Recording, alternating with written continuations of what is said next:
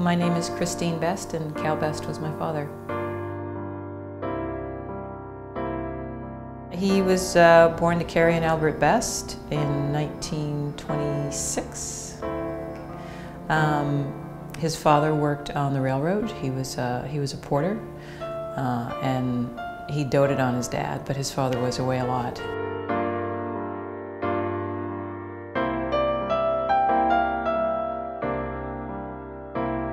He was very tall, and when you're a little kid, he seemed like a giant. But he was a devoted family man. He just doted on his kids, and you know, we all flew to meet him as soon as he stepped in the door, and our mother used to bodily insert herself between us to give him a little room to relax when he came home from work. But he had 4 kids, and he was affectionate and loving.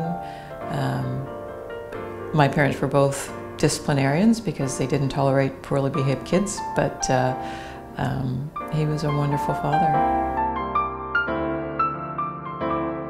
My grandmother, she was really the only activist in the family. She reveled in it, but she was a civil rights worker. She was a journalist. She was a tireless advocate for people, both for Black Canadians, Native Canadians. She was known to pay people's taxes when they couldn't, so that they could keep their land. She started a newspaper, the first Black-run newspaper in Canada, the Clarion, and she was the publisher, and my dad was the editor. And that's where they published the Viola Desmond story, actually. You know, if you don't have a paper, a means of communication, you're hopeless, in particular as a minority. Because you cut the umbilical cord.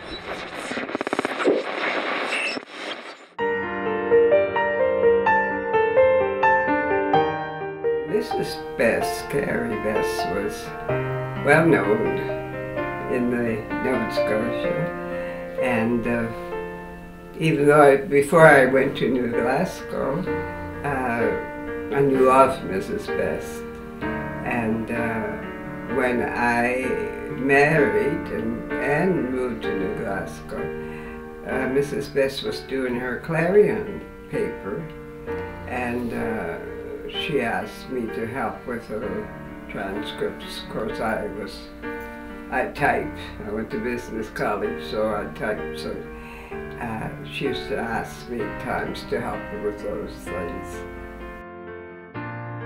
It was the first Black newspaper in Nova Scotia.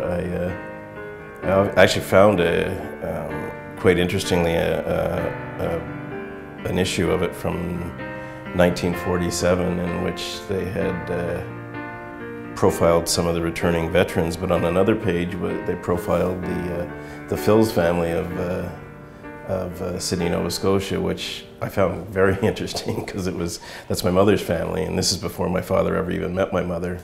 They were profiled in you know, my grandmother's newspaper. I guess it was a small world. Sort of a thing, but I mean, I know my dad had helped my grandmother out with the newspaper. My grandfather was a porter on the railway, so he traveled all of the time, and up until he lost his sight. So, and then after that, he was pretty much you know, stayed at home.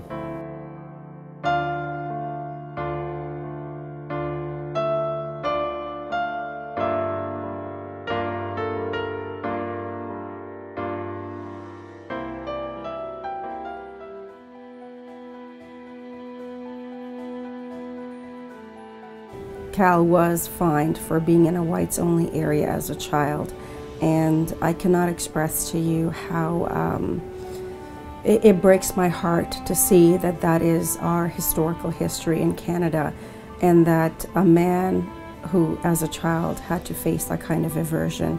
But at the same time, I think it really provided a foundation of the bigger fight, the fight in terms of human rights, but also in terms of where he wanted to go as an activist.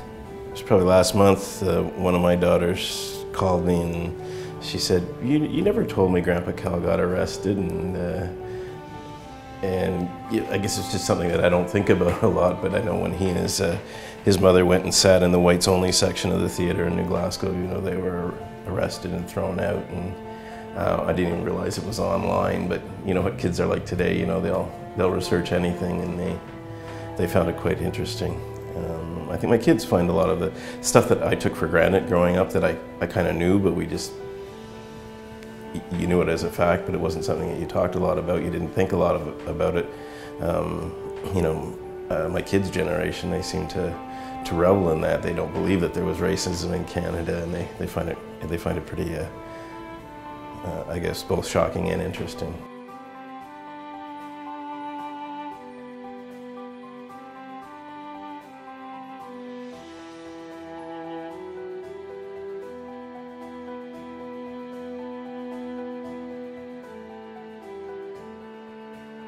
That happened when my dad was 12, and he and his mother, because his father was away so much, they often used to go to the movies.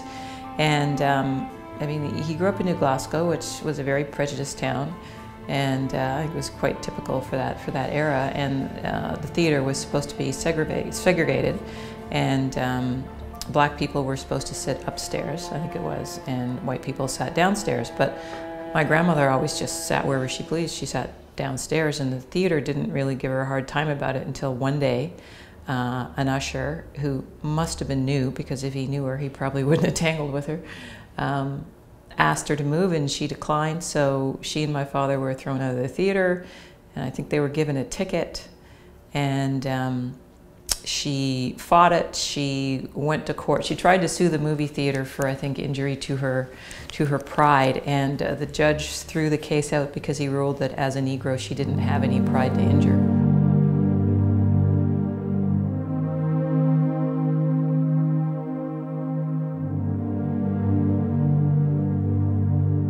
Si on regarde par rapport aux années 40 ou 50, si on parle au Canada, elles sont sensiblement pareilles que celles lorsque c'était aux États-Unis. C'est sûr que les personnes racialisées avaient supposément moins de droits que d'autres personnes. Ils avaient soit des problèmes pour le travail, soit des problèmes pour aller voter, ou même se trouver un logis ou quoi que ce soit, ou même travailler.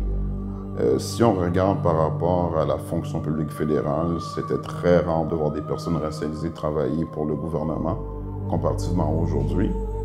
C'est sûr que ce n'était pas le même niveau de tension comme qu'il y avait aux États-Unis ou au Canada, mais quand même, il y avait certains actes de racisme ou de discrimination qui arrivaient ici.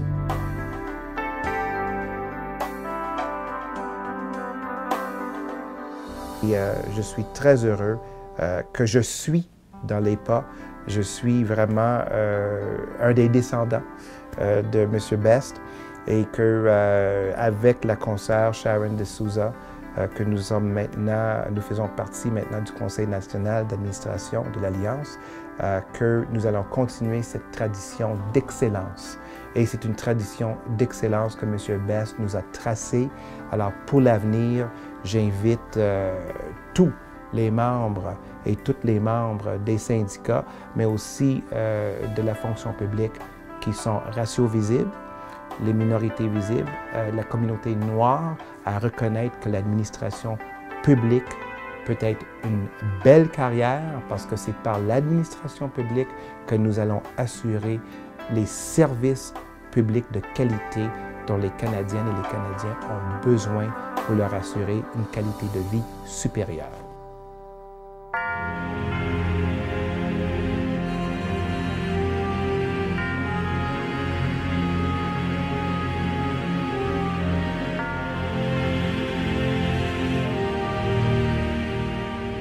My name is Cal Best. In 1964, I was the national president of the Civil Service Association of Canada, which was one of the organizations that merged, or one of a number of organizations that merged to become what is now the Public Service Alliance of Canada.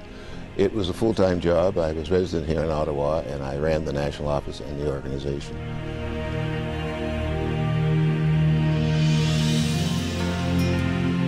Well, I think the basic problem was the philosophical one about organization.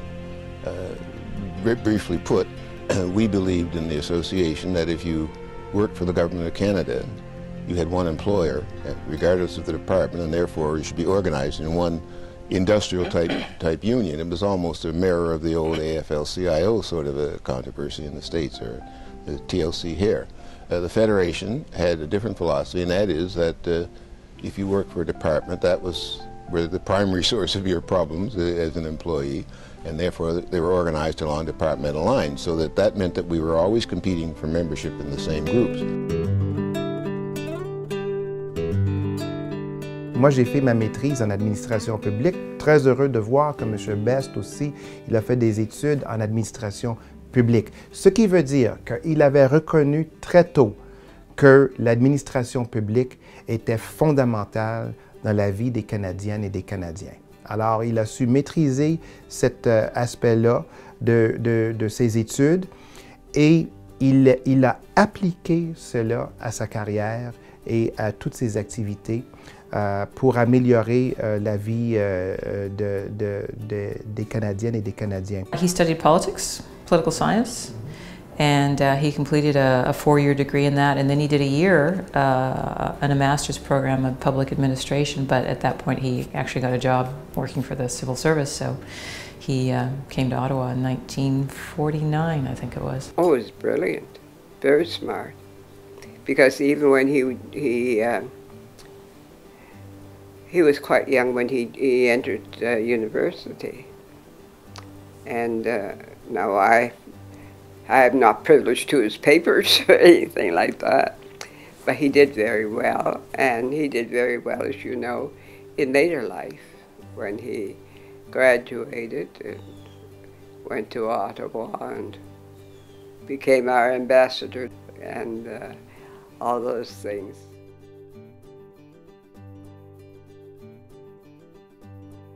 Mais si on regarde par rapport à la carrière de Carl Best, c'est sûr que lorsqu'il est arrivé à Ottawa dans les années 40-50, à ma connaissance, il n'y avait pas beaucoup de personnes de race non racialisée qui étaient à Ottawa, donc c'est sûr que ça peut être un choc culturel pour lui ou comme pour d'autres personnes. Mais en même temps, lorsqu'il a commencé à travailler au département du ministère du Travail, il a commencé à faire sa marque. Il a aussi commencé à se démontrer qu'il voulait devenir un activiste syndical. On sait que par après, il a formé une organisation qui a donné l'Alliance de la fonction publique du Canada par après.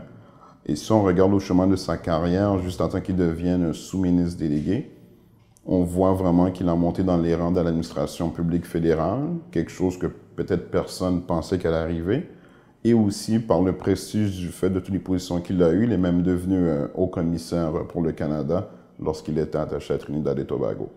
Et je sais que par après, il a travaillé sur un groupe de travail qui voulait augmenter la participation des minorités visibles dans la fonction publique fédérale.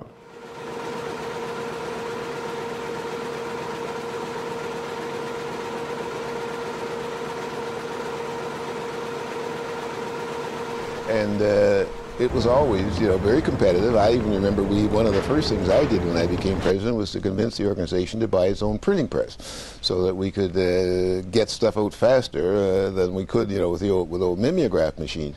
There were other things, too, that we did to try to attract. I recall that one of the things that we did that got us a lot of attention is that there was a very well-known professor at McGill named Saul Frankel, who was quite an expert in civil service matters. And we made an arrangement with the university. I think it was a grant of $5,000, which was a large amount of money in those days, for Frankel to do a study on whether or not collective bargaining was feasible in the public service. Well, that got a great deal of interest among public servants of all organizations.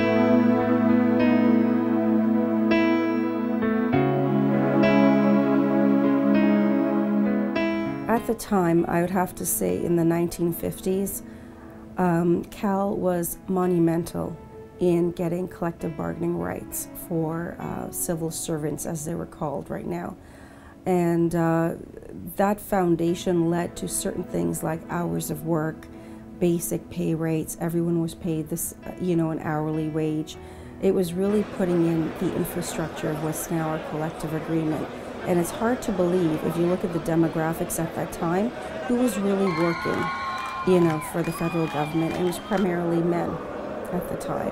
So now, if you think about it, through those collective bargaining rounds, we now have what's known as maternity leave, paternity leave, You know, we have a really expanded definition of family, but I imagine that collective agreement in the beginning was very thin compared to what we have now. It was the fact that collective bargaining was on the horizon, and Cal and I could see that we needed to do something, and the pressures were on at that stage from 1963 on for unity between the two organizations, and it was that unity emphasis, and Cal and I wanting to achieve unity of the two organizations because we could see on the horizon the collective bargaining situation developing, and we'd never been able to focus it. We'd never been able to operate in a collective bargaining milieu unless we had unity. You know, my dad was a pioneer, but just because he happened to be one of the first, and it wasn't something that he sought out, but he knew that there were job opportunities in the civil service. He wrote the exams, he came in, and he loved it, and he felt it was an honor to work for the people of Canada, and he was, you know, there's some pretty negative stereotypes about civil servants, but I think if anyone knew my dad, it would dissolve immediately, because to me he was the epitome of a hard-working, professional, dedicated person, and he was proud of what he did.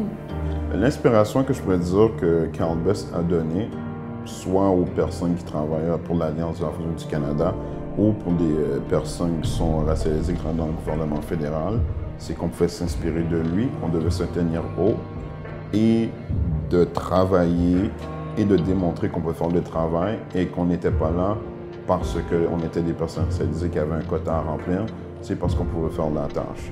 Donc tout simplement, c'est de marcher haut, de travailler fort et de regarder vers l'avant, parce qu'avec ça, notre avenir peut devenir prometteur. Et nous, comme personnes noires dans la communauté noire, nous nous devons de vraiment célébrer sa vie et de vraiment faire connaître à l'ensemble des minorités visibles ici au pays que c'est un héros. C'est quelqu'un qui mérite le statut de héros parce que ce qu'il a fait, c'est extraordinaire. Il a eu une vie extraordinaire et je le remercie et je trouve que c'est une inspiration pour ce que je fais actuellement dans mon poste.